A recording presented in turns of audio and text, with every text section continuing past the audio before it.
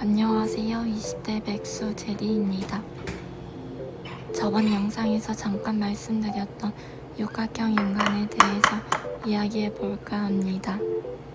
시간이 조금 지났더니 기억이 가물가물해져서 책을 한 번 더 뒤적거려 보았습니다. 육각형 인간은 완벽한 사람을 뜻한다고 합니다. 여러 가지 특성을 비교 분석하기 위해 사용하는 그래프를 헥사곤 그래프라고 합니다. 여기서 모든 기준축이 끝까지 꽉 찬 모습이 되면 정육각형 모양이 된다고 해서 완벽한 사람을 육각형 인간이라고 표현한다고 합니다. 책을 넘기면 가장 먼저 넷플릭스 셀러브리티 드라마의 한 장면이 나옵니다.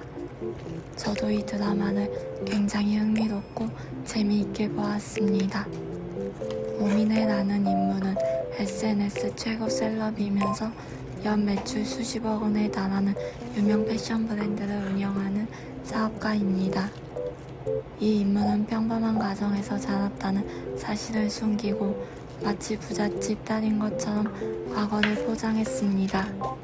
예전에는 고난과 역경을 극복하고 성공한 자수성가형 부자를 높게 평가했다면 요즘에는 태어날 때부터 부유한 금수저형 부자를 선망한다고 합니다. 노력으로 이룰 수 없기 때문에 그럴까요? 요즘 젊은 세대가 부자를 동경하는 모습은 그 어느 때보다 강렬하다고 합니다. 제가 아는 이 사건과 가장 비슷한 건 프리지아 사건인 것 같습니다. 저는 프리지아라는 인물을 모르다가 강예원 님이랑 방송에 함께 출연하는 것을 보고 알게 되었습니다.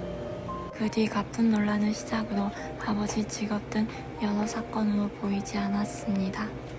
이야기를 하다 생각이 나 검색해 보았더니 최근 유튜브를 다시 시작했더라고요.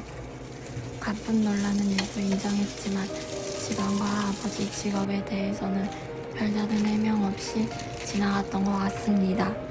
프리지아뿐만 아니라 요즘에는 TV에 출연하는 연예인부터 일반인 출연자까지도 집안에 대한 관심도가 굉장히 높아졌다고 합니다. 굳이 찾아보지 않아도 좋은 곳 놀러 다니고 좋은 것 사입고 좋은 것 먹는 영상들이 자주 보입니다. 저는 이런 영상들을 보면 이 사람은 어떤 일을 하길래 이렇게 풍족하게 살 수 있을까? 라는 생각이 듭니다. 그래서 종종 프로필을 클릭해 들어가 보는 것 같습니다.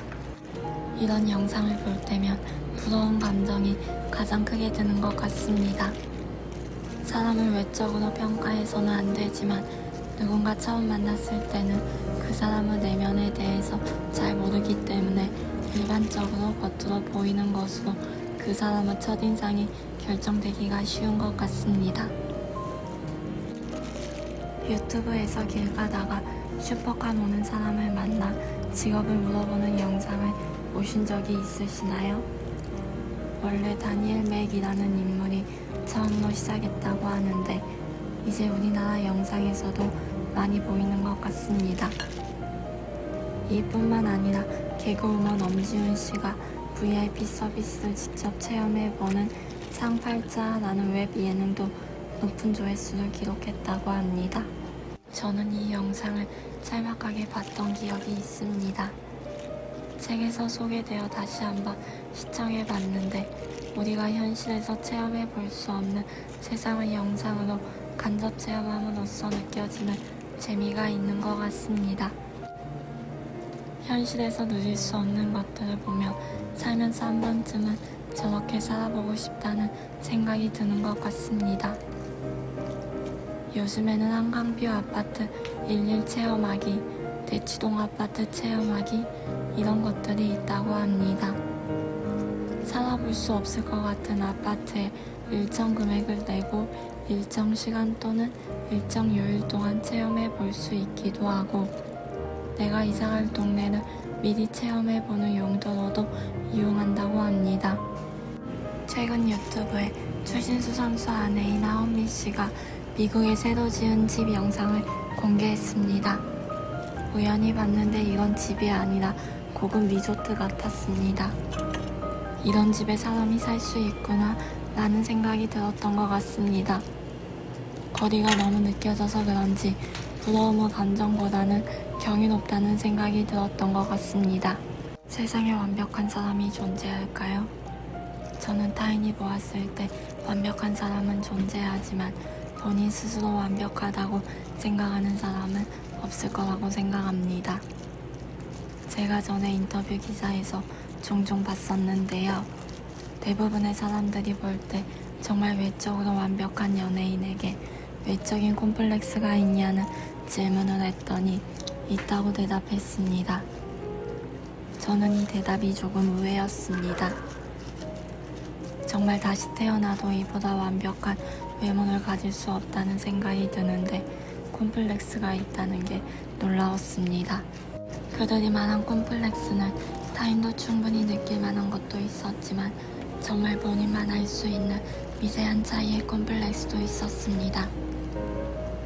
사실 인간의 욕심은 끝이 없다고 합니다. 한 가지를 채우면 또 다른 부족한 게 보이고 그러기 때문에 아마 평생 조금씩 채워가도 100%는 채워질 수가 없는 것 같습니다. 전에는 내 주변에 있는 특정 인물이 비교 대상이었다면 요즘에는 전보다 SNS가 더 발전해 불특정 다수까지 비교 대상이 많아지게 됨으로써 더 완벽한 사람을 추구하고 원하게 된 것 같습니다. 하루를 살아가면서 부럽다는 감정을 느끼는 순간이 정말 많은 것 같습니다. 타인에 대한 부러움을 비꼬거나 그 사람을 깎아내림으로써 표현하기보다는 내 감정을 숨기거나 창피해하지 않고 부러울 때 자신있게 부럽다고 말할 수 있는 용기도 굉장히 멋지다고 생각합니다. 긍정적으로 보면 부러운 감정이 있다는 것은 꿈을 더 크게 갖고 더 높이 올라가고 앞으로 더 나아갈 길이 있다는 큰 희망이 되지 않을까 생각해 봅니다.